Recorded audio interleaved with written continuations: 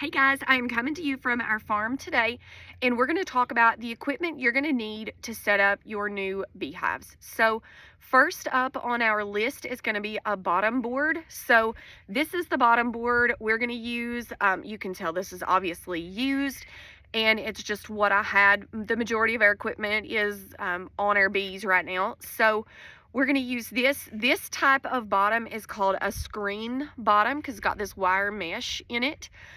Screen bottom boards that you purchase, this one looks like it was homemade, I think, but the screen bottom boards that you purchase at a bee supply store will come with a piece of corrugated plastic or like cardboard, like sign kind of stuff that you just slide up in here, and it covers up this screen.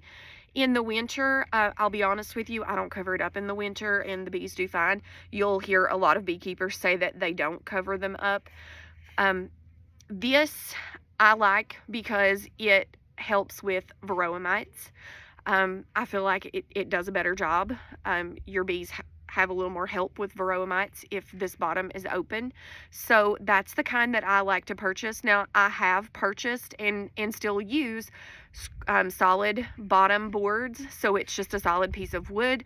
I just feel like this also gives the bees a little more ventilation in the summer when it's really hot. So that's the first piece of equipment you'll need. We're going to put that down first. So I'm going to hop up here. My milk crate I'm sitting on is going to be our stand.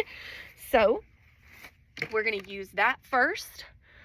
Next, we're going to put our brood box. So brood is what we call the baby bees.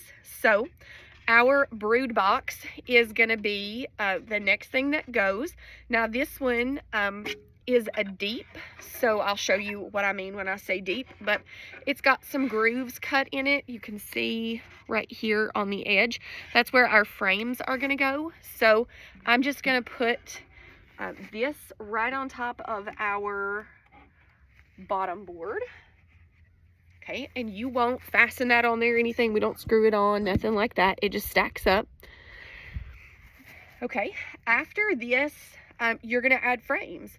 So if you purchase a nuke, you're going to go ahead, this is a 10 frame box, so you're going to go ahead and put your 5 frames from your nuke right in the middle of this box, and then you're going to put in your extra frames that have your blank foundation for your bees to work and to draw out. You're going to put that on the outsides of your box. So when you're first starting out with the beehive, this is all you want to give your bees. We don't want to give them a ton of room. The more room you give your bees, the more they're going to move up instead of out. So what will happen is you'll have a hive that has the middle frames worked and drawn out, and then it's blank and empty on the outsides. And that's going to become a problem for your bees. When it's winter, it's time to heat the hive, it's time to heat that cluster. They're going to lose more heat because those empty frames aren't as insulating as a frame that has comb already drawn out in it. So this is all you'll need for your setup initially as far as a box goes. So then what you're going to want is an inner cover. And I could not find a 10 frame inner cover. So this is an inner cover from a nuke, but it looks the same. It's just this little flat piece. And you want this because if you don't have this, your bees will glue with propolis. They'll stick your hive lid down to the hive body. So this is the hive body, this box. So this is just a little kind of protection for that. So your inner cover goes over your box just like this. And then the last thing you'll use is a lid. Now, you can use all kinds of things for lids. This is, again, just a preference in what you have. So we have mostly telescoping lids, so they look like this. They just got a lip around them. This is actually an old one that I don't use at all anymore. But it slides over top.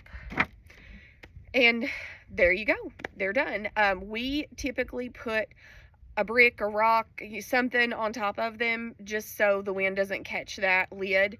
As you can tell, it's really windy here on our farm the biggest part of the year. So we want to make sure that we don't have a hive that blows over or have something, you know, where the lid blows off. So that's the setup that you'll start with. Now, as your bees work and as the summer goes on, you want to really keep a check